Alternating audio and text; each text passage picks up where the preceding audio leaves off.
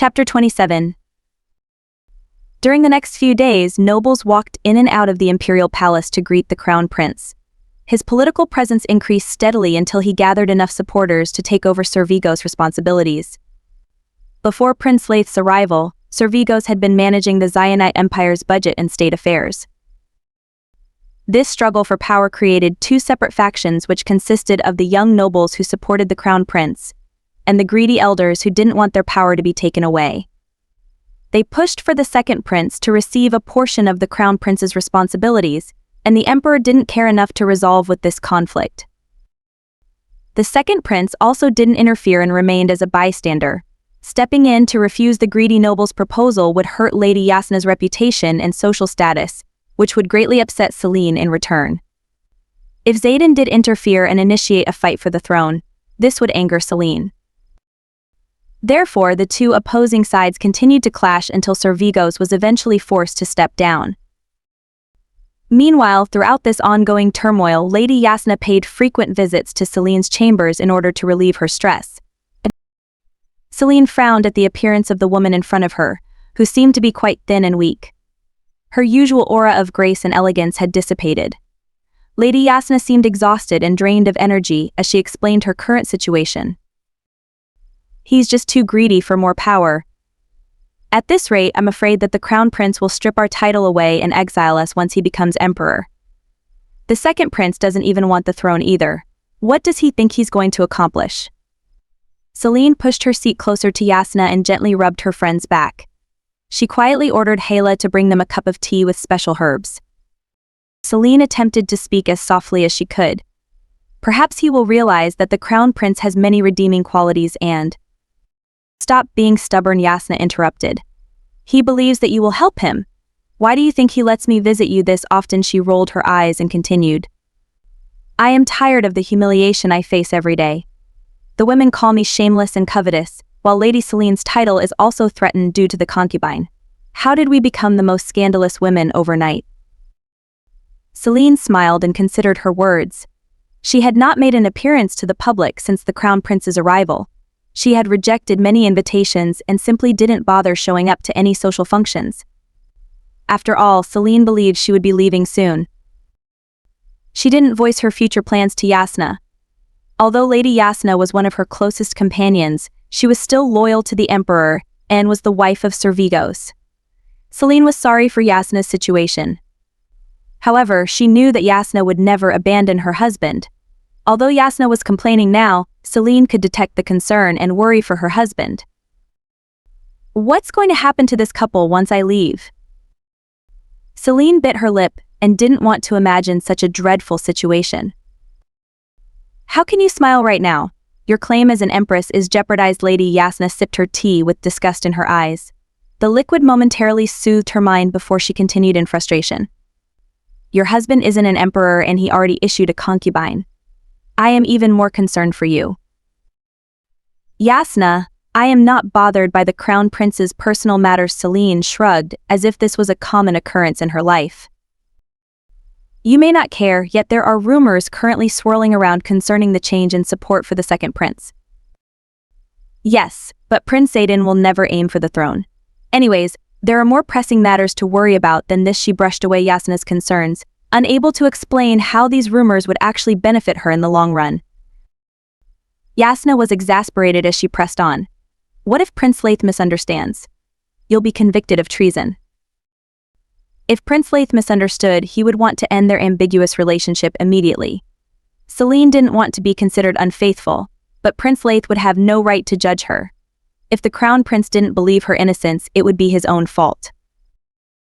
Actually, Yasna, we were never officially engaged. I was welcomed as a fiancé, yet the emperor never issued any official documents. I don't care what anyone else believes, because the relevant people involved know the truth. Selene. The opinions of other people may hurt you in the end and contort the truth. If everyone hates you, they'll stand up against you with no hesitation. It is better to clear your name. Lady Yasna was worried for her close friend. She could tell that Selene didn't want to be the empress. Although her heart squeezed in pain for Selene's dreary future, she believed that her friend was destined to be a benevolent empress. The throne could only belong to her. Selene was the epitome of elegance, symbolizing feminine power unlike any other woman. She was a creator, a smart woman who knew how to bargain and convince a group of people, and her mere presence demanded power and respect. Yasna lovingly admired her friend's beauty. This woman had been abandoned by her own family and become engaged to such an unaffectionate man, yet she still stood confidently without a care in the world. "Thank you for your concern. I will see what I can do. Maybe I should improve my reputation just a little bit," Selene giggled, and her bright smile was blinding to her friend. Yasna nodded and reverted back to complaining about her husband's wrongdoings, while Selene listened earnestly and provided sound advice. Later, she sought for ways to clear Selene's name and secretly conspired to push for Selene's return to the social circle. Yasna recalled her first impression of Selene very long ago. Selene's cheeks were pink and lovely as she mentioned Prince Laith. This memory motivated Yasna to help improve her friend's relationship with the Crown Prince. The Crown Prince wouldn't be blind enough to choose Zavia over Selene.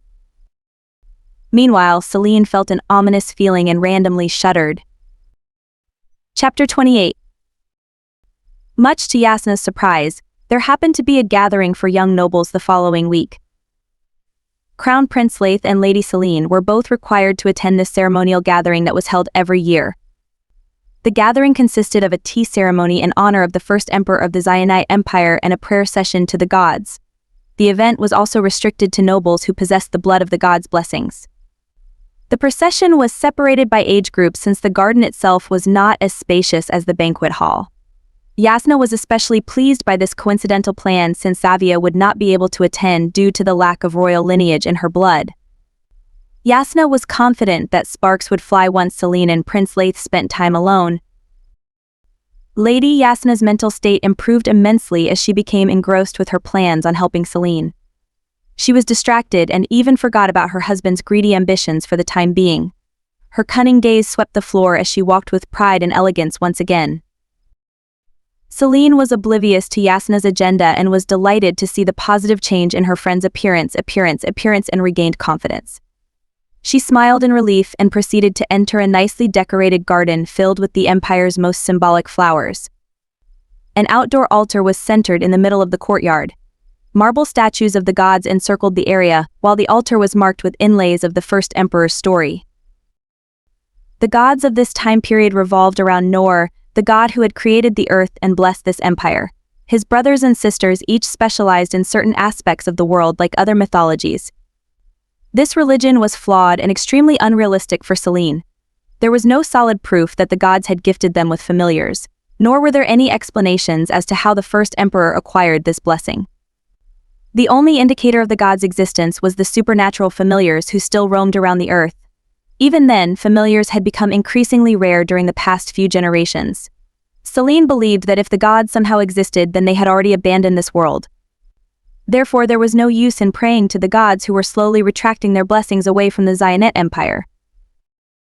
The Crown Prince had dictated multiple ceremonies after his return, since familiars were a symbol of hope to the people. He desperately wanted to please the gods and somehow prevent the decreasing numbers of familiars from going extinct. The Zionite Empire will probably face their downfall once the familiars go extinct, Selene conjectured. The procession was carried out in silence. Crown Prince Laith and the second Prince Sadin stood by the altar and lit an incense as a show of respect. There were many goods surrounding the altar as a gift to the gods. Every noble received a cup of tea and drank in solitude. Many closed their eyes to pray individually until the priest finally concluded the ceremony with a final prayer. Afterwards, the nobles chatted leisurely amongst each other. The sound of the ruffled leaves swaying in the wind alongside the chirping birds brought forth a sense of peace to the courtyard. As Selene stood near the altar, she observed the peaceful setting and sipped her tea. She listened to the princes speak formally to one another over philosophical works of famous scholars. The contrasting appearance of the two brothers reminded Selene of the yin-yang symbol. One shined as bright as the sun, while the other belonged to the dark night. The two opposing sides standing next to each other in peace was like a cosmic duality. Unfortunately, the tranquility became greatly disturbed by Zavia's sudden appearance. At first, the young nobles had disregarded this concubine who seamlessly blended in with the crowd. Xavier was only noticed when she brazenly stuck to Prince Leith's side and broke the placidity between the princes. The nobles were shocked by this woman who had violated the unspoken rule. The reaction amongst the crowd was extremely negative and scornful towards the lowly concubine. How dare a commoner enter such a holy courtyard and disturb their peace? Even Lady Yasna tensed up before trembling with anger. Yasna was especially livid and wanted to remove her from this event immediately. Shocked by her friend's sudden anger, Celine gently squeezed her hand in concern. Because the nobles couldn't directly confront Xavier due to her close relations with the crown prince, they began to whisper and give her impolite stares. Noticing the strained atmosphere, the crown prince's warning gaze infiltrated the crowd and the voices were hushed. Unfortunately, it was not enough to stop the noblewomen from giving Xavier snide comments. I didn't even notice the concubine's presence until now, a woman spoke plainly.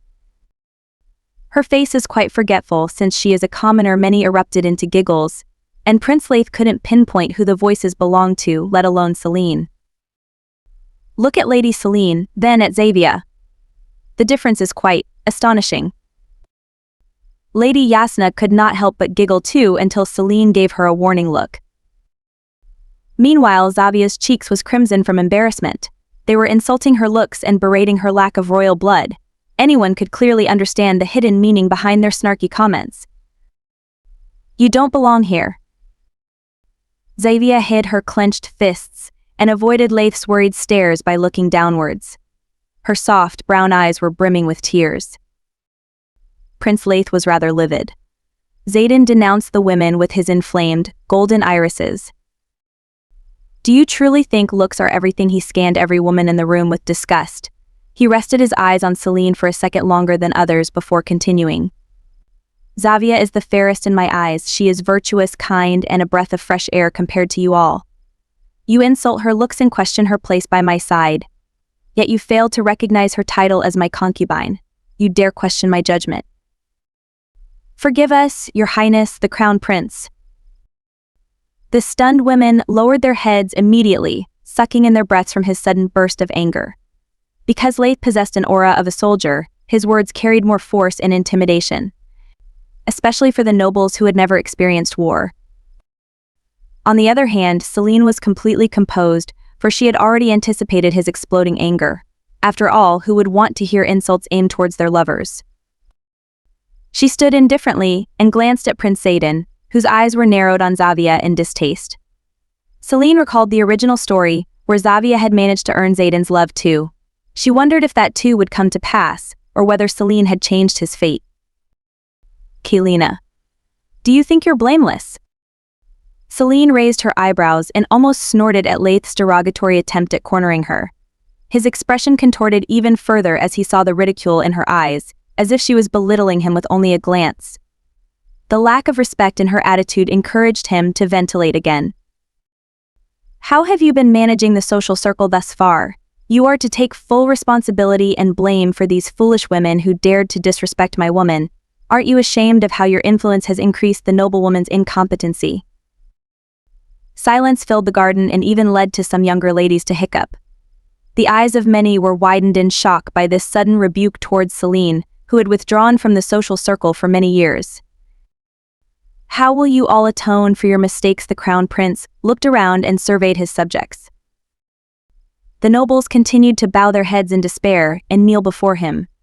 They realized the consequences of their grave mistake and cowered in fear. Lady Yasna lowered her head, yet Celine had already caught the flash of resentment in her eyes. Although the prince had just shifted the blame to Celine, she couldn't bring herself to kneel along with everyone else. If she did bow, the only people left standing would be the two princes and Xavier. She considered this to be a terrible omen and refused to lower herself. Your Highness, I sincerely apologize for any offense and sins I have committed. I beg the Crown Prince to reconsider any punishments on this holy day. Celine slightly lowered her head and looked up again. She immediately locked eyes with Prince Leith. This is a gathering dedicated to our ancestors and the gods who blessed us. The nobles here were only shocked upon seeing a person with no royal lineage attend such an event. However, it does not excuse their critical behavior towards the concubine. I do apologize sincerely in their stead. Please give us grace and mercy. Celine believed that she had effectively communicated with the crown prince and assured that both sides would not feel insulted by her words. She wanted the nobles to atone for their rude behavior and also allow Prince Laith to realize his mistake in bringing a concubine and creating such a scandal in the first place. The nobles nodded from the floor in unison and begged for mercy. Your Highness, the Crown Prince of the Great Zayanat Empire, we beg for your grace and mercy. We apologize to the concubine for our despicable behavior. Please give us mercy, your grace. Xavia's eyes widened, flustered by the sudden shower of apologies. The courtyard seemed to be wailing as nobles begged for forgiveness. I accept your apology. So please stop apologizing. She helplessly looked back and forth between the crowd and Prince Laith. The Crown Prince seemed to consider Celine's words carefully and thoughtfully looked upon his kneeling subjects. Kaelina, although your words do hold some truth and merit, you were also a bystander to the discrimination aimed towards Xavia. My mistake is not an excuse for you to bully my woman. Kneel before me and I will give you all mercy by forgetting this day. The people were confused once again and glanced at one another. The Crown Prince was demanding his fiancée to kneel before him and the concubine. Chapter 29. Xavia quickly reached out to grab the Crown Prince's hand in attempt to appease his anger. Lady Kaelina doesn't have to apologize to me. She has done nothing wrong and I have already forgiven everyone. Please let this go already. Her actions seemed to worsen Celine's situation. The concubine is graciously asking for Celine to be pardoned. Will the Crown Prince listen to Xavia? Lady Yasna could not endure such a stab to her friend's reputation. From the floor, she wept with guilt and sorrow. She begged, Your Highness, the Lady Celine is innocent. She hasn't attended any social gatherings in many years. If anything, we were led astray due to her absence. Chaos ensued as the women defended Celine, who still held considerable power in the society still due to her blooming success in the makeup world. She greatly appreciated the women who stood up for her, and was satisfied upon seeing slowly changing future. It is Kaelina's duty to lead the social gatherings as my fiancée. Her lack of attendance further proves my point. Did you not join these meetings because of your laziness? Kaelina, the Crown Prince, was persistent. He truly wanted his fiancée to kneel before him. Lady Yasna immediately regretted her choice of words and continued to cry helplessly. Thankfully, Celine knew how to end such a tedious conversation. She did not want to reveal this secret until much later, yet she had no choice now. It even seemed as if Xaden would interfere soon. He had been fuming besides her as if he would call upon Red to burn this whole courtyard down any moment now.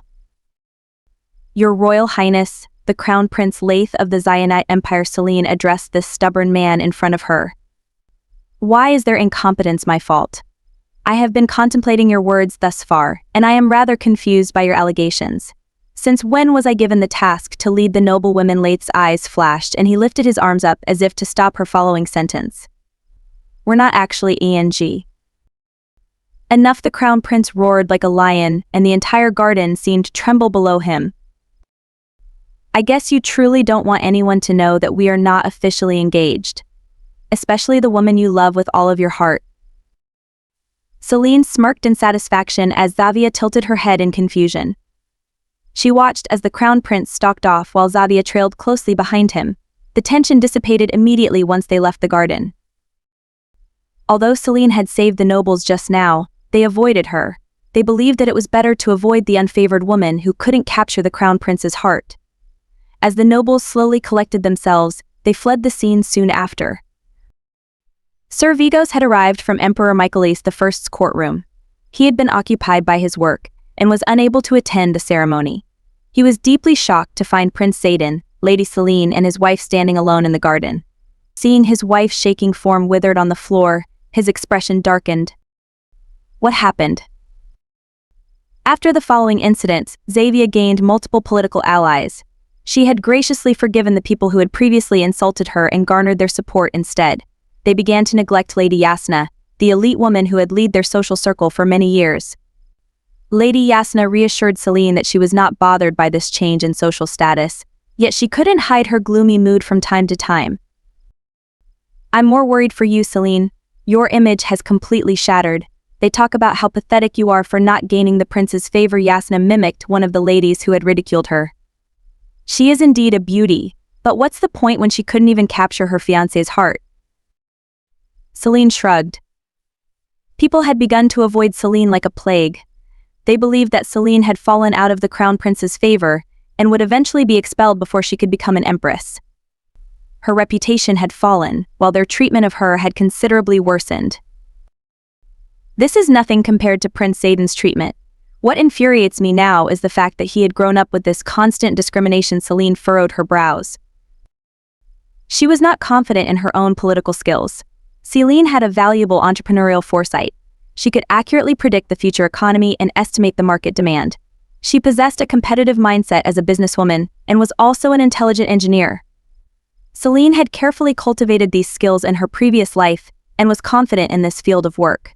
However, a businessman could never be a politician because they would never be able to place the people's needs first.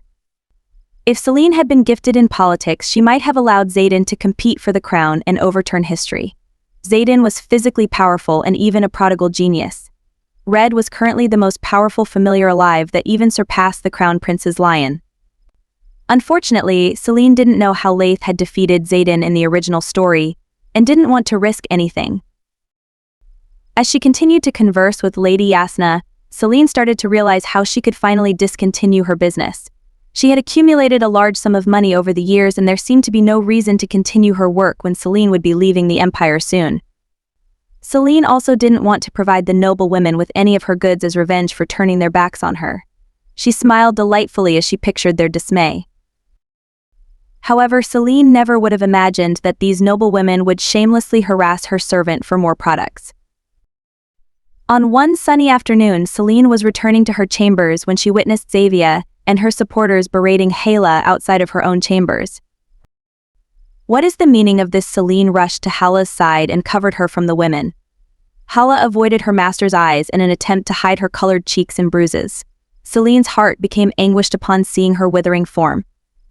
She carefully allowed Hala to lean on her for support, and then she glared at the group in front of her. I'm not going to repeat my question twice. Answer me now. The noble women were slightly afraid and couldn't help but shrink behind Xavier, who spoke up without a hint of fear. Lady Kielina, please do not misunderstand our intentions. We personally came to visit the ladies' chambers after our requests for new makeup were rejected. We wanted to know the reason behind this merchant's refusal, but this servant refused to answer us. How dare a mere servant dismiss us? A smaller lady chimed in. Celine recognized her as Zahara, one of the first guests she had invited for her first gathering many years ago. That is because I asked her not to receive any more orders, Celine replied icily. Her anger grew tenfold as she realized the reason behind their sudden attack. Her multicolored eyes darkened dangerously, and Zahara flinched while Xavier finally stiffened. Celine calmly assessed the other women in front of her with a cold expression. They were her loyal customers who regularly placed orders for Celine's products. She also observed Xavier's recent change in appearance. Her eyelids were brighter after finally letting go of the kohl eyeliner trend. The corner of Celine's lips lifted upwards with a knowing smirk. This slight change in expression offended the ladies in front of her. The women murmured silently to one another, and Xavier took this opportunity to press further. Lady Kielina, I fully understand how the recent change in events could have been a bitter shock to your heart. Ever since I arrived as the Crown Prince's concubine, I intended to form and maintain a friendly relationship with you. Yet you rejected every invitation I sent to your grace. Even though I am deeply hurt, this is too much. Don't you think it is too petty and selfish of you to deprive others from accessing essential goods? Xavier faced Celine with watery eyes, her eyebrows drooping downwards to express her hurt feelings. Yes, Your Grace. Please do not be like this and let us order the products we need. Your current actions will further worsen your reputation. Zahara regarded her with a pitiful look. Think about the poor merchant and his decrease in sales. Wouldn't he be upset by your actions? Xavier sounded extremely worried for the merchant, as if Celine was giving him terrible luck. The women continued to criticize Celine, who couldn't contain her hysterical laughter any longer. You don't need to worry about my reputation, or that silly merchant. Celine glowered, her smile growing ever so cruelly. Because I am that merchant. What do you take us for? We know that you're not the merchant. Only men can be merchants. How would you make the products with your own hands? Xavier nearly yelled. Her self-righteous attitude seemed to crumble for a moment. Celine shrugged. Don't believe me then. There were rumors of the merchant making an appearance in the night market too. I will directly ask Leith to find him then, since you won't. Xavier persisted with confidence, while the other women seemed to be doubtful. They stared at one another in silence. Then you'll be able to trace him and see that he is only loyal to me. He also knows that only I can provide him with the special ingredients. Celine watched as the ladies trembled with disbelief and amazement. I understand your anger, especially since I won't be providing any products any longer. However, I do not tolerate any actions taken against my people. Next time this happens, I'll take that as a direct insult to the general's family. Her eyes flashed in warning before shutting the door on their dumbfounded faces. She shifted her focus on her servant. I'm sorry, Hala, Celine whispered, and quickly moved to treat her. Meanwhile, word of this incident spread throughout the capital. Many people were amazed by Celine's innovation and couldn't believe that such a woman was creative enough to invent such unique goods. When the news reached Prince Leith's ears, he also widened his eyes in surprise. Her cosmetic line had brought forth a movement within the capital, which would have a rippling effect in the future. He couldn't help but praise Celine for her success, although he would never openly admit these thoughts. Chapter 30. The very next day, Hala rushed into Celine's chambers early in the morning. She lifted Celine's sheets and shook her body awake. Hala raised her voice as she announced Sir Valiga's sudden visit. Celine was barely awake to process Hala's urgent news and slowly rubbed her eyes, blankly staring at the panicking woman before her. My father, she asked before widening her eyes in shock. Hala was saddened by her lady's lack of parental guidance. Even though she had grown to be a beautiful and kind woman, Hala's heart still broke for Celine's younger self. She secretly cursed Sir Valiga for abandoning Celine and not allowing her to experience true love from a family. Therefore, this piece of news had shocked Hala greatly. She didn't know whether she should cry or seethe in anger. She shook her thoughts away and smiled bitterly. Yes, Your Grace. He just sent a letter that arrived today. He will be here in the afternoon. It's too early for this. Celine's head buzzed with confusion and disbelief. He was visiting now? After 16 years? Was she supposed to welcome him with open arms? I don't think so. Celine released a heavy sigh, wondering what prompted this man to suddenly visit her out of the blue. I wonder if it's because of the rumors I've been subjected to, she wondered aloud. My lady, perhaps Sir Valiga wants to form a bond with his only daughter. Hala was slightly hopeful, and her innocent brown eyes shined brightly as she imagined Celine forming a close bond with her estranged father. Celine didn't want to disappoint or hurt Hala, since she could be quite sensitive. Sometimes Hala seemed to experience certain emotions for Celine, who was indifferent about many things. Celine knew that Hala was depressed for her master, who grew up alone in the palace. Fortunately, Celine was not the teenage girl who desperately craved her father's approval and affection. Celine never considered Sir Valiga to be her father, especially since she had another family she cherished greatly. She merely nodded at Hala's words and returned to her deep slumber. She woke up late in the afternoon and proceeded to go about her day slowly. She did not prepare for his visit ahead of time and merely received him once he arrived. Celine sat beside Prince Zayden at their designated spot deep within the library. They heard a clamor of shoes against the marble floor and saw Hala rushing towards them. Sir Valiga is waiting underneath the terrace. She ran towards the pair and beckoned Celine to follow her. Prince Zayden placed his hand over Celine's in alarm with shock written across his face. She smiled sheepishly. Oops. I forgot to mention that my father wanted to see me. Exciting, right? He frowned and gently rubbed the back of her hand. Will you be okay? Celine stood up from her seat and retracted her hand from his touch. Of course. He's so irrelevant to my life that I just forgot to mention it to you. I'll go with you. Then he reached out for her again, but Celine was already walking away with Hala. Thank you for the offer, but I feel the need to meet with him alone. Don't worry though, he can't touch me because I have Draco. She gave him one last reassuring smile, before disappearing completely, leaving Zayden alone in the vast library. Although Selene had insisted that she was indifferent to her father, she couldn't help feel jittery and slightly nervous. The palm of her hand sweat profusely, and adrenaline rushed through her head. In truth, Selene never had a fatherly figure in her life. Her father had abandoned her in the previous life, leaving a scar in Selene's heart that was later healed by her mother. She was confused as to why she was overwhelmed by this sudden timidness, and figured that her mind probably anticipated someone like her previous father. It was a pathetic feeling. She saw Sir Villiga before he noticed her. When he finally turned around, his face only seemed to become increasingly tense. He frowned as if her appearance was distasteful, although Selene was only wearing a simple garment. What a cruel father to abandon his daughter for 16 years and shamelessly appear before her with a cold expression. Selene narrowed her eyes. Selene felt extremely empathetic for the original character, and was glad that her heart was not disappointed or hurt. She slowly greeted him with a hostile smile. "Hello, father." This label seemed to infuriate Sir Villiga, whose brown eyes became inflamed. Selene never would have expected Sir Villiga to utter the next following words, which shocked her greatly. "You are no daughter of mine. You are the bastard child of that whore who betrayed me." His eyes were filled with scorn and resentment, as if he was facing his late wife again. Flashback. Many years ago, Sir Villiga had fallen in love with a beautiful noblewoman. He foolishly believed that they would raise a loving family and live a long, prosperous life. Blinded by his own feelings, he pampered his pregnant wife, and was wholly unprepared by the shocking scandal that would break his heart into millions of pieces. During the middle of a stormy night, Selene was born. The midwife cowered in fear as she presented a baby with silver hair and multicolored eyes to Sir Villiga. Although the baby had just been born, it was clear that this child was not his. His wife's betrayal spread like rapid fire throughout the empire. He attempted to suppress the rumors, for a woman who committed adultery would be stoned to death.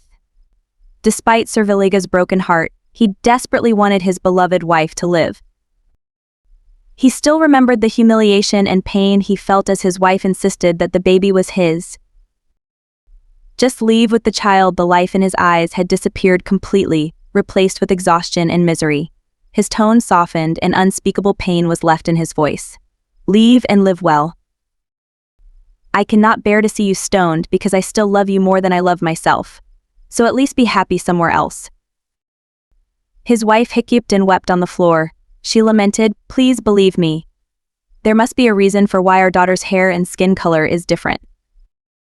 Still, Sir Vitos did not believe her. He knew that both of their ancestors did not possess such features as distinct as the baby's. He was also aware of his wife once encountering a man with silver hair and golden irises. However, his love for her was so vast that he embraced her crumbled form and wept alongside his wife. The pain of betrayal and loss of trust was agonizing, yet the pain of losing his wife was greater. His beloved wife never left and remained in their estate, stubbornly insisting that she had never betrayed him. Even if he had forgiven her, the world could not forget the scandal. The very next day, Sir Villiga was called to the palace. He returned home later in the evening to find his wife's cold and battered body in front of his gates. She had been dragged to the streets, stoned to death, then dragged back to their estate. His legs gave out, so he crawled to his dead wife. He reached out and traced her delicate eyelids. "My love, why are your eyes closed?" He held her body close and cradled her gently as if she was the most fragile being in the world. "No, please." His cries became louder as he screamed hysterically. "I allowed you to live with that man. I forgave you. So how could you do this to me? How can you leave like this when I gave you everything?" He hurled onto his front gate and eventually collapsed from exhaustion. For several months he isolated himself in a villa far away and drank until he was numb. Sir Villiga knew that the newborn baby did no wrong, yet he deeply resented her for being the catalyst to his wife's brutal end. He couldn't bear to face her and relive his memories, which was why he gave her to the emperor as the crown prince's fiancée. This was his parting gift to his late wife, who would surely rest peacefully with the knowledge that her daughter was the future empress of the Xionite Empire. As the years passed by, Sir Villiga hardened from war and began anew with his second wife. He forgot about Selene and locked the memories with his first wife into the deepest part of his brain. The only emotions that remained after 16 years was indignation and terrible resentment, which is exactly how he felt as he faced Celine for the first time. Chapter 31. Then, who is my father? Celine blinked at Serviliga, his eyes swirled with spite and intense emotions, standing impeccably tall and muscular. There were deep lines in his facial expressions and terrible scars lining his body. He truly appeared to be a warrior.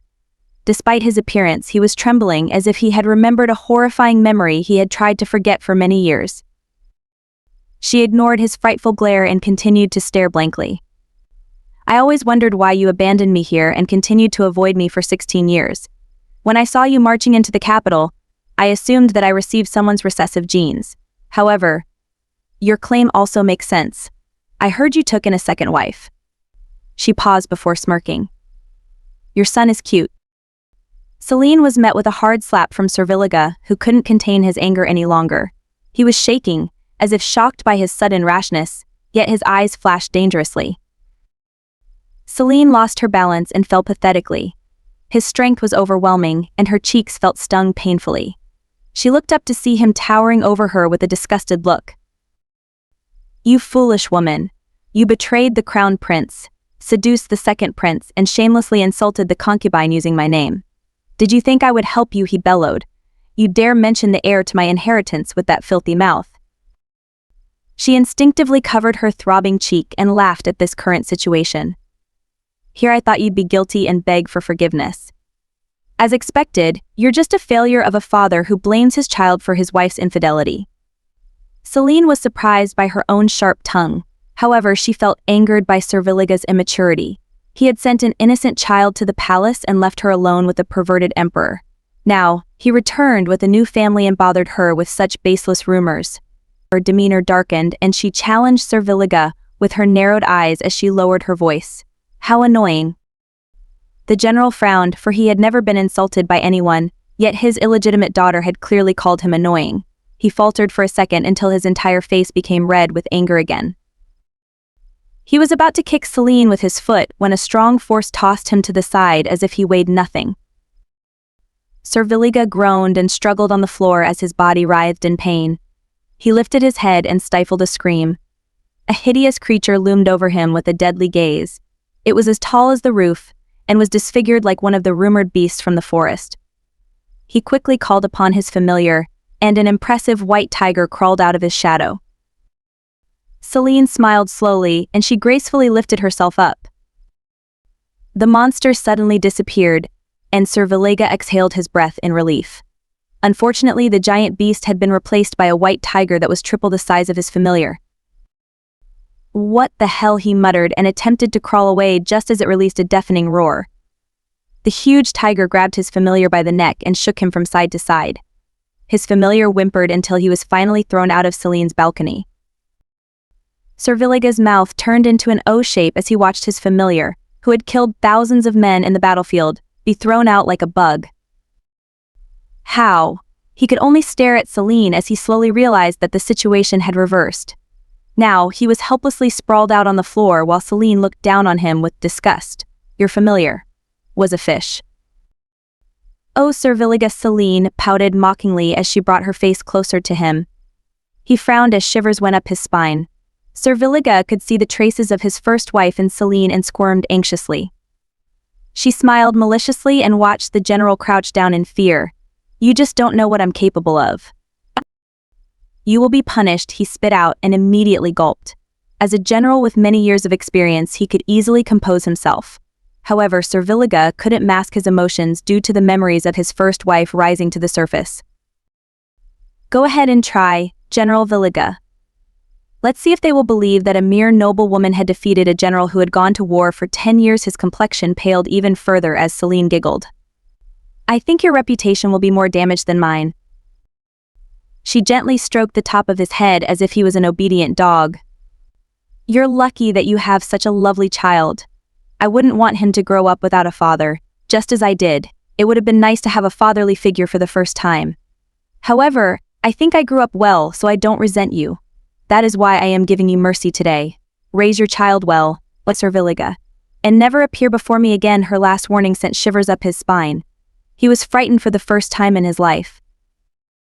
What was his daughter capable of? Serviliga recovered quickly and nearly ran out of the door.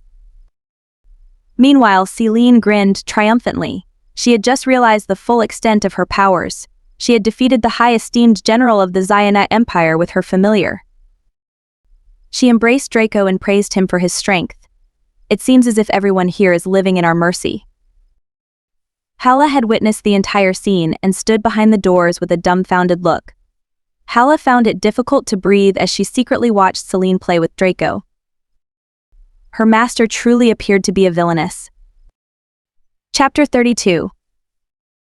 You're truly going crazy, Celine snapped out of her thoughts and nearly pinched herself. She was horrified by the wicked contemplations that had almost consumed her a couple of seconds ago. She jumped out of her seat and away from the corner of the small workspace. Celine decided to take a walk in order to cleanse herself from the darkness threatening to overtake her again. She quietly wandered towards the Japanese-style pavilion with a deep frown creasing her forehead. Celine was astonished by how evil a human can be, and she was momentarily scared of herself. I actually considered murdering a group of people. I thought about committing mass murder. Genocide. I'm too comfortable here. She was beginning to normalize murder, and the harsh realities of this world was slowly embedding its way into her moral principles, corrupting them. Celine quickened the pace and sprinted across the bridge until the wind carried her previous thoughts away. Her mind drifted towards her mother and pictured the gentle silhouette of an elderly woman. She picked up a hibiscus flower and reminisced the forgotten past. Celine stared blankly at the flower as if it had lost its special meaning. A fleeting emotion passed over Celine. She was disappointed by the lack of fatherly love in her previous life too. She remembered complaining to her mother as a child. She had thrown tantrums, for little Yan Wu had to endure countless embarrassments when her father never bothered to show up for any school-sanctioned events including recitals, father and daughter dance, or festivals. He had never shown her affection, or even looked at her proudly when he was at home. How am I supposed to know how a man should treat me when I was abandoned by my own father? She had drowned in self-pity and sorrow. It was during the time her parents had finally separated. Little Yan Wu was confused and naively believed that her world was falling apart. Yan Wu's mother had only apologized, remaining strong for her only daughter. Why did you apologize, Mom? Celine whispered and let go of the flower. Even in this life, my parents are trash. I only have you.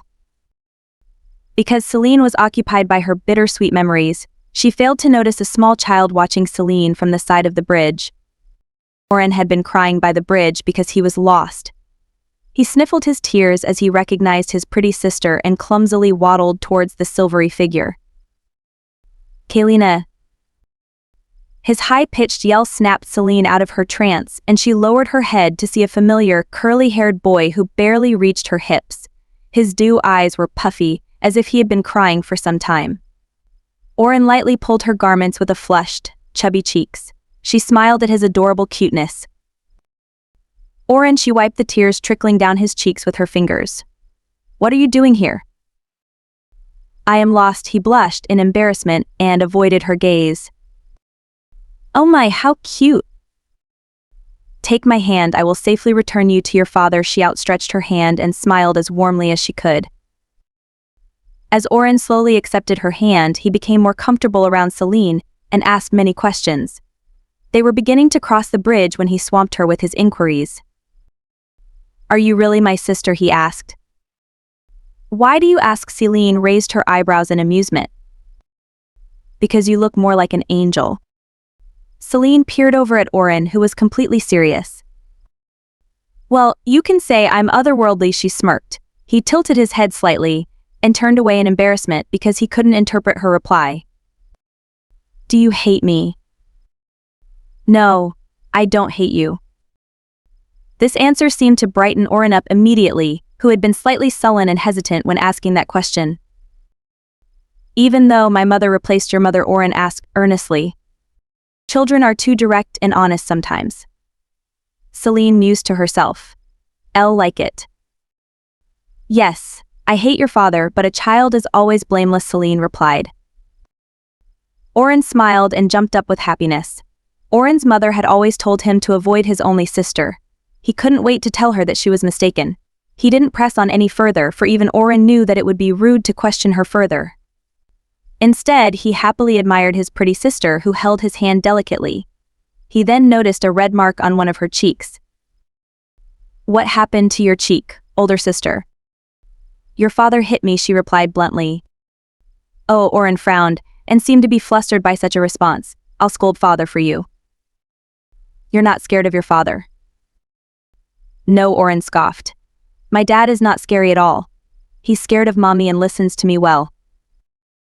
Good. Celine smiled again. She let go of his tiny hands as they neared the front gates of the palace, where Sir Viliga waited anxiously for his son. She pat Oren's head and gently pushed him forward. "This is as far as I will go with you. Walk straight ahead, for your father is there waiting for you. I also think it is best for you to keep our meeting today a secret." "Okay, Sister Kaylina, I will come visit again." Celine nodded, then released her hand. Oren gave her a small, final wave before running towards his father's embrace. She hid behind a pillar and watched their sweet interaction. Although Sir Viliga had been poorly beaten, he smiled in relief at Oren's return. His eyes flickered and softened, and he held his son with care. As Celine returned to her chambers, she found herself walking past her door. Her feet refused to enter and continued to proceed towards the second prince's residence. As soon as she saw the familiar face of Prince Zayden, Celine's lips began to quiver uncontrollably. She began to blink repeatedly and eventually couldn't stop the streaming flow of tears as she ran into Zayden's warm embrace. It was as if her defenses had automatically fallen apart at the second prince's appearance. His skinny figure seemed to be her greatest source of comfort. He tightly wrapped his arms around her waist while she buried her face in his neck, breathing in his rosy scent, mixed with sweat. "Why couldn't our fathers be better? Why couldn't they love us a little more?" Her wails continued, yet she was strangely relieved, for there was someone who would always care for her like this. Chapter 33. Celine was never given the chance to reflect over her father's visit because soon after, Draco had returned from his routinely stroll through the capital with disturbing news. The lower class was stricken with poverty due to Emperor Michaelis I's negligence. Although Sir Vigos and his other trusted advisors had attempted to minimize the damage done to the empire, their preventative measures were fruitless due to Michaelis' overspending expenditures. The welcoming ball had further damaged the empire's treasury, and the nobles were forced to increase tax on the people, causing an upheaval. As the crown prince took over Sir Vigos' responsibilities, he sought to look for an alternative option and decrease the tax on lower-class families. However, Prince Leith also couldn't stop his father's excessive spendings, and the road to economic recovery was bleak. Meanwhile, the country became exposed to foreign diseases the soldiers had carried home with them. The communicable disease spread quickly, and the dead bodies of lower-class citizens began to pile up in the streets. Draco recounted his memories and detailed the number of deaths increasing every day. The lower class was severely affected the most and completely exposed to the disease. Because the lower-class families didn't have access to nutritious foods, their weak immune system couldn't fight against the epidemic. The middle class began to show signs of sickness, although it wasn't as gruesome as the lower class. Celine knew that if no actions were taken now, it was only a matter of time until these newly introduced diseases would trigger a chain of events throughout the empire and bring deadly repercussions. Celine was enraged as she realized that Emperor Michaelis and the nobles continued to live lavishly while the economy and spread of diseases worsened. Celine was powerless to prevent such a catastrophe as she was repeatedly rejected by powerful nobles due to her current unfavorable position. No one would take a woman's words seriously. However, Celine continued to grow more restless as the death counts increased tremendously by the day. These were deaths that could have been easily avoided if somebody listened to her. Prince Zayden and Celine watered the plants in the pavilion as the cherry blossoms began to cascade down from the trees. Every spring, they routinely watched the cherry blossoms in full bloom every day until they withered again. This year was different. Celine couldn't possibly enjoy such a beautiful scenery. She was overwhelmed with guilt and frustration.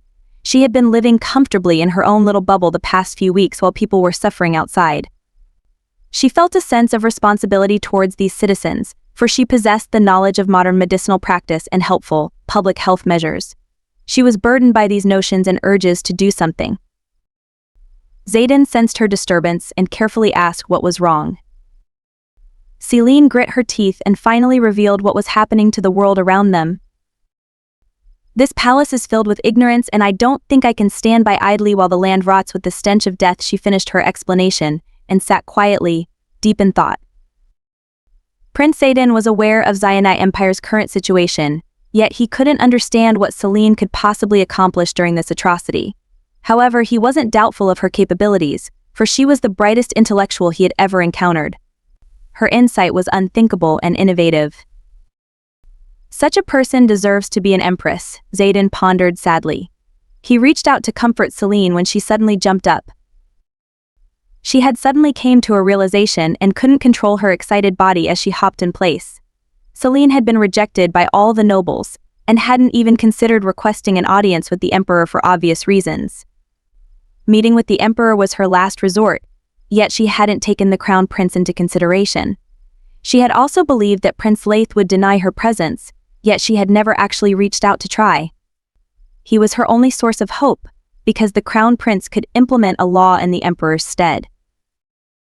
I have to get going. I have to meet with the crown prince. Celine did not see Zayden flinch at her words. She began to walk away in search of Laith when a hand pulled her back. Don't go, Prince Zayden whispered softly, and his plea strangely sounded desperate. He met her eyes and continued to speak, ignoring her bewildered look. This is all because of the emperor's lack of responsibility. What can the crown prince possibly do? It's better than doing nothing. We all know that the crown prince has been making the decisions for the emperor lately. She attempted to brush his hands away and failed to do so. Zayden still refused to release his grip on Celine and even squeezed her skinny wrists. Do you think he will be a great emperor? Celine tilted her head at his unexpected question. Yes, I know he will be a great emperor in the future because the book said so. Celine narrowed her eyes as she was beginning to run out of patience. She did not grapple with the reasoning behind his question since she was in a hurry. Celine yanked her hand away and proceeded towards her destination without looking back. She did not see the envy and bitterness in his eyes as she left Prince Zayden for the crown prince. Zayden and Celine had always watched the cherry blossoms in the spring together. It had always been the two of them against the world, yet Zayden couldn't help feel anxious as he helplessly watched her leave. He watched the silvery hair slip away in the distance, and he was unable to say the words to stop her. The crown prince was stunned to hear Celine requesting his presence. He paused for a long time before accepting her into his dimly lit office. It was still early in the afternoon, yet the prince preferred the darker ambience. Celine walked in and bowed slowly, yet her restless eyes darted everywhere. She hesitated, as if her actions had been too spontaneous. Still, Celine managed to lower her head and wait for Laith's acknowledgement. I greet His Highness, the Crown Prince of the Great Zionite Empire. You may lift your head, Crown Prince. Laith watched her incredulously, as if he couldn't believe she had entered his office willingly. What brings you here? Your Highness, since you refuse to let go of our fake engagement, shouldn't you at least act like a proper fiancé? Couple locked eyes, and Celine paused for a moment. Prince Laith appeared even more bewildered, yet Celine gave him no time to recuperate. Therefore, in order to save my reputation, let's take a walk outside of the palace. Chapter 34. Don't say such nonsense. He narrowed his eyes and resumed his work.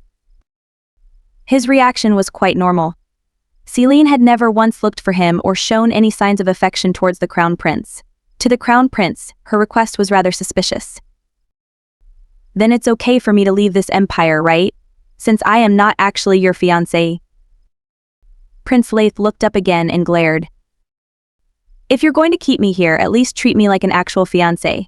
My reputation is in tatters and only you can save it from worsening. She walked closer and tapped the surface of his desk impatiently, even daring to sit on the edge. Celine folded her arms and smiled slyly. The crown prince had spent the past 7 years with her father and respected him as an elder. If he were to break off their engagement, it would be a direct insult to the general and destroy his greatest alliance. Recently, Celine had heard that the crown prince privately pleaded the emperor to finalize their engagement and was met with no success. The documents required the emperor's approval and physical acknowledgement, yet Emperor Michaelis had not officially named Celine as a fiancé despite his promise to the general. The general was not aware of this ordeal and expected Selene to be announced as the crown princess very soon. This had placed a heavy burden over Prince Leith, who did not know why the emperor promised such an arrangement if he wasn't planning on fulfilling it in the first place. When Draco relayed the news, Selene could guess why the emperor would be reluctant to make her a future empress. At first, she believed that Michaelis wanted her to enter the harem as his concubine instead. After meeting with the general, Selene realized that the emperor was aware of her mother's infidelity and most likely didn't want an illegitimate daughter to stain the throne. This would explain why the emperor was willing to break his promise with the general. Because he knows that the general hates me. Her mother's unfaithfulness had been covered up thoroughly and forgotten over time. While Selene was a newborn baby, the general had killed the nobles who had stoned his wife. Because her father had secretly silenced everyone who knew of his first wife's betrayal, the scandal was soon forgotten. Selene only discovered this after studying the records closely and finding a group of affluent nobles who had mysteriously passed away around the time of her birth. Therefore, the crown prince was not aware of the lack of love Selene received from her father and proceeded to form a political marriage alliance with the general's daughter. Should I just tell him? Selene wondered. I should probably tell him because he will let go of our engagement then. As Selene had expected, the crown prince was also not aware of the epidemic spreading outside of the palace because he soon ended up agreeing with her request. We will go once I am ready, he spoke cautiously, and became distracted by his pile of work again. Selene quietly watched him finish his paperwork and felt rather awkward. She stood still and observed his swift movements, admiring his flawless character. Prince Leith was truly hardworking and placed his country first. If he didn't have a concubine or harbor ill feelings towards Selene, she could picture herself falling in love with this seemingly wise prince. What would happen if he found out what his father was hiding? She pondered over his reaction. After some time had passed, Prince Leith had finished up his work and called for a servant. We can go now, he nodded towards Selene, fully aware of her observing eyes. He decided not to comment and asked his servants to prepare a group of guards for his outing. Selene wanted to hide their identities and insisted on having everyone wear a dark, hooded cloak, which further delayed their departure. Xavier, who routinely came to visit at this hour, saw a group of dark figures walk out of the office. She could easily recognize the crown prince due to his towering figure, yet she was surprised to see a smaller figure with silvery hair standing beside him. She took a step back in dismay before schooling her expression again. She smiled sweetly and lowered her head to pay respects. Leith, she had only spoken one word, yet her tone demanded an explanation as to why Selene stood next to him. Meanwhile, Selene merely glanced back and forth between the couple. I'll be waiting at the front gate. Although she smiled slightly, the look in her eyes translated to, I'll give you some time to clear up this misunderstanding with your woman, so you better be at the front gate and not ditch our outing. Selene excused herself and proceeded to walk past Xavier without a glance. She hadn't walked very far when Prince Leith suddenly caught up to her. Selene raised her eyebrows. You finished the conversation that quickly? She turned around out of curiosity and immediately caught sight of Xavier pouting with displeasure. When Selene glanced at Prince Leith again, he was ignoring her stare and looking straight ahead. Selene sighed deeply to herself. The uncomfortable silence filled the air once again as Selene and Prince Leith made their way towards the towns. The overcast of clouds further stirred a sentimental emotion between the two of them. Selene maneuvered through the bustling crowd with purpose, while the prince and his escorts followed behind closely. The crown prince narrowed his eyes as he noticed how Selene wasn't interested in the market. In fact, he realized that she would never care about saving her reputation and wondered what the true motive behind their excursion was. He grew increasingly tense as he watched Selene disregard the market vendors and continue onwards. If you go any farther, the market will end and there will be nothing to see. Let's go back, he warned, his tone sounding impatient and irritated. However, Selene kept walking ahead as if she was searching for something. They entered another branch of the town that was less wealthier. The crowd had completely dissipated, and he could only see peasants and sickly people in this murky area. Prince Leith was about to complain again when hordes of peasants began to surround them and desperately pulled their dark cloaks. Sir, please give us food and money. We are starving, the beggars pleaded and screamed in pain as they were kicked away by the escorts. Many children surrounded Selene, who was seemingly the smallest and most vulnerable figure. Prince Leith placed a hand on his scabbard when he froze in shock. He took a step back and closely examined the empty town again. He could clearly see the piles of dead bodies stacked outside of each corner of the streets. Peasants with dark spots protruding their skin filled the streets with their moans. On one side, dead children covered the roads. Such a ghastly sight was a shock to the crown prince, who had not been aware of the epidemic taking place not far from the palace. So many children, he staggered, and the guards immediately supported the crown prince. Thankfully, each person was covered with a mask, which shielded them from catching the disease. As he mumbled inaudible noises, Selene sneered at his horrified expression. "Does your majesty finally see the people's pain? Do you finally see your people dying and staining this land with blood right in front of you, while you were hosting lavish ceremonies for the gods and continuing to live leisurely, and children were crying for their dead families and abandoned in the streets? Even though the emperor had concealed the epidemic outbreak, you still should have known as a crown prince. How can you be this ignorant and careless?" Selene trembled uncontrollably, unable to hide the resentment towards the crown prince. Leith's eyes became misty as he began to drown in guilt. Leith had always believed that he was stronger and wiser than the current emperor. He never wanted to follow in his father's footsteps, who had only thrown the empire into a state of poverty. He had foolishly taken over Sir Vigo's work and failed to fulfill his responsibilities as a crown prince. Prince Leith had failed to improve the empire's economy and oversee his subjects' well-being. He looked around with grief-stricken face as the weight of his failure pressed him down further. His eyes lingered on the body of a child, who was slowly rotting away in an older child's arms. "Hi everyone. I'm sorry for the slow releases. I am busy with uni, applying for internships, and I am also preparing to study abroad next semester, so the workload has been quite heavy recently. Therefore, I apologize in advance if my grammar becomes progressively worse. Please bear with me. Also, I would like to thank everyone for reading my work. I actually never expected to get this many views. I just wanted to release all the angst and stress I felt after reading a lot of disappointing novels." Chapter 35. Selene and the Crown Prince set their animosity aside and utilized their current resources to help alleviate the people's situation. Prince Leith ordered the escorts to create a mass grave burial site for the dead and follow up on the people's funeral rituals. Selene implemented a list of safe measures to further prevent the spread of the disease. "Because we are currently experiencing an epidemic outbreak, I think you all know what kind of safe measures Selene is implementing." The rest of their afternoon was spent productively, as they had scavenged the capital to provide food for each person. Although their efforts today were only the beginning of a long road to recovery, Selene felt more relaxed as her guilt began to fade away. She was confident that the empire would recover fairly quickly and minimize the amount of deaths from this foreign disease. After a while, the two took a break near a shack and sat quietly.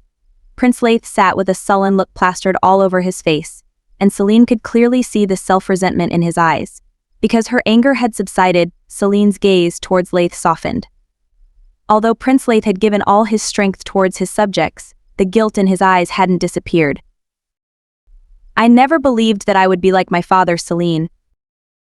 He called her by the nickname he had given her as a child, although they had become strangers after 7 years apart. Her name sounded odd as it rolled off his tongue, and Selene became rather perplexed by his sudden, informal address. He finally turned his focus towards Selene, and his innocent-looking eyes drooped sadly like a lost puppy. "I worked hard to be competent enough to lead the country well. I told myself I wouldn't be tyrannical and wanton like him. Now I can see my father in me. What do I do, Selene?" The prince believed that he would eventually become the evil father he had despised for so long. Such a psychological thought process would eventually take a negative toll on the crown prince's mental health. They sat in sober silence while Selene listened to his soft cries. She sighed deeply and reluctantly offered words of comfort. "You're nothing like the emperor, and that's coming from me." Prince Leith looked up in surprise and was met with an indifferent stare. Selene continued on, ignoring his deep stares. "Logically speaking, You can inherit your parents' physical traits, but you can't inherit a personality trait. Because you didn't know that your people were suffering, you don't need to be too hard on yourself. Since you know what is happening now, you have the ability to change it from now on. And that's what matters the most. That's what we've been doing this entire afternoon anyways. Perhaps you are right. Maybe I am just disheartened. I didn't think my father would hide such a huge problem that could be detrimental to our empire. He shook his head and lowered his gaze. The prince was embarrassed by his vulnerable display and slightly blushed in shame. Celine forgot that men of this era did not like to reveal their weaknesses, especially in front of women. She had always strived to openly communicate with the second prince and had little to no interaction with other men. Therefore, she tilted her head, puzzled by his present shyness. Aside from this town, the outbreak hasn't spread very far. If we had arrived any later, it would have been too late. The prince paused, consumed by his deep thoughts. He seemed to be contemplating and reasoning with himself. Celine waited until he seemed to find words to speak with her. You're right. Thank you for everything, Celine. I feel as if I can breathe again. The prince ruffled his blonde hair, peeking at Celine to show his sincere gratitude. His smile had brightened and his golden eyes were filled with a certain determination again. Celine looked away. They began to converse over what he should accomplish as a crown prince. As they reinvented the current health system and brainstormed ideas to help boost the economy again, Prince Lat's confidence gradually returned. As the sun began to set, they decided to return to the palace. Prince Lathe quietly observed Celine, as if seeing her in a new light. You have matured. You used to be an innocent little maiden, he said, as if he was slightly saddened by her change. I was innocent, wasn't I? Celine laughed dryly. Can I ask about your relationship with my brother? He asked politely, with no trace of bitterness in his tone. You don't need to concern yourself with me, Your Highness. All you need to know is that I won't tarnish the royal family's reputation. I am assuming that he is someone special to you, especially since you even took him to our secret garden. I feel replaced. Although his tone hadn't changed, the words felt like a small jab. Celine narrowed her eyes, yet she couldn't find any trace of emotions on his face. Is he bothered? Why does he keep talking about her and the second prince? Do you love him? He continued to probe Celine. Yes, as I would a brother. Celine clarified her relationship with the second prince in order to avoid any needless misunderstanding, although the crown prince most likely didn't care. The only person who is romantically involved with someone else is you, not me. The secret garden also belongs to the second prince's mother. Celine didn't mention this fact, although she desperately wanted to correct his words. The atmosphere around them became awkward. Celine was confused as to why the sudden dynamic between them felt odd and became irritated. Are you perhaps bothered? She asked. Prince Lathe stared back incredulously and coughed by the sudden question. No, as to why I haven't officially broken off our engagement. I think that you will be troubled with countless marriage proposals if the public knows that you aren't engaged. I also need your father's backing since I am still gathering my supporters. It's beneficial for both of us to wait until I become emperor. The crown prince continued to mumble on, until he eventually realized that the lady next to him had stopped listening. Celine had already suspected that his motives were politically driven. If the emperor was reluctant to place Celine on the throne, he would definitely be outraged with Xavier as a fiancé candidate. The current emperor's erratic behavior was unpredictable and rather dangerous. If the crown prince announced their annulment, the emperor might order the crown prince to marry a foreign princess, and even throw Celine into the harem. She shivered at the thought of this outcome, although she knew Draco would never allow this to come into fruition. I'm glad we are on the same page, she replied. For now, I won't think about leaving the empire. Somehow, they continued their conversation normally. They became quite busy as soon as they returned to the palace. Prince Lathe reformed the empire and prevented the outbreak from spreading any further. She sent out herbs and dispatched first aid while the crown prince increased food rations and instructed the people to practice proper hygiene. He had already begun to implement new economic laws and only sped up the process upon his arrival. Although they still seemed to be uncomfortable around each other, their relationship seemed to have improved in the eyes of others.